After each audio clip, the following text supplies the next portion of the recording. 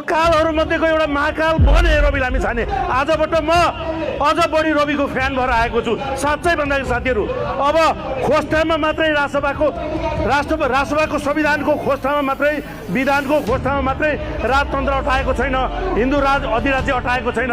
हेर्दै जानुहोस्, 2/3 बहुमतको सरकारले राप्रपाको 5 सिट थपिएपछि अब यो देशमा राजासहितको प्रजातन्त्र स्थापना गरेरै छोड्छ। तर अघि हाम्रो एकजना महिला मित्रले भने जस्तो अब राज संस्था भनिँदैन, सिधै राजतन्त्र हुन्छ। यो सिधै राजतन्त्र हो, राजाले बनाएको देश हो। यहाँ फेरि प्रचण्ड जस्तो अपराधीले शिर ठाडो गरेर उठाउन पाउँदैनन्। यहाँ केपी ओली जस्तो गद्दारले, राष्ट्रघातीले, भ्रष्टाचारीले फेरि शिर ठाडो गर्न पाउने छैनन्। यहाँ देशद्रोही शेरबहादेउपा जो 5-5 प्रधानमन्त्री भयो, जब अप्ठ्यारो पर्यो देश छोडेर भाग्यो, त्यस्ताले अब शिर उठाउन पाउने छैनन्। यहाँ माधव नेपालहरूले शिर उठाउन पाउने छैनन्। सबैलाई ठोकिन्छ।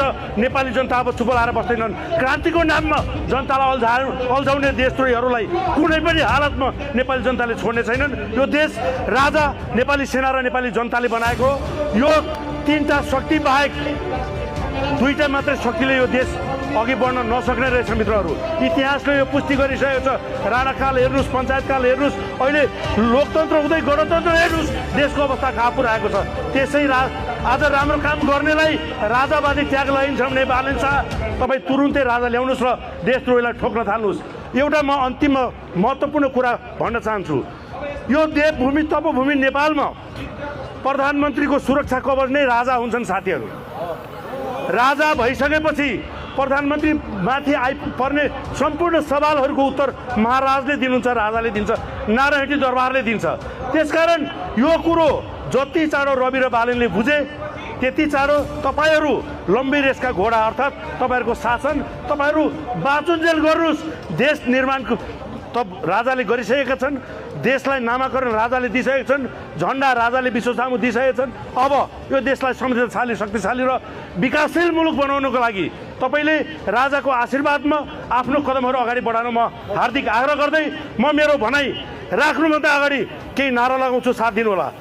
गणतन्त्र मुर्दाबाद, गणतन्त्र मुर्दाबाद, राजतन्त्र जिन्दाबाद, चाहियो चाहियो चाहियो चाहियो, गणतन्त्र मुर्दाबाद, गणतन्त्र चाहिँदैन, देश बेच्न पाइँदैन, गणतन्त्रका मतिहार भागिहाल, गणतन्त्रका मतिहार भागिहाल, राजावादी आइसक्यो, राजतन्त्र जिन्दाबाद। जय नेपाल आमा।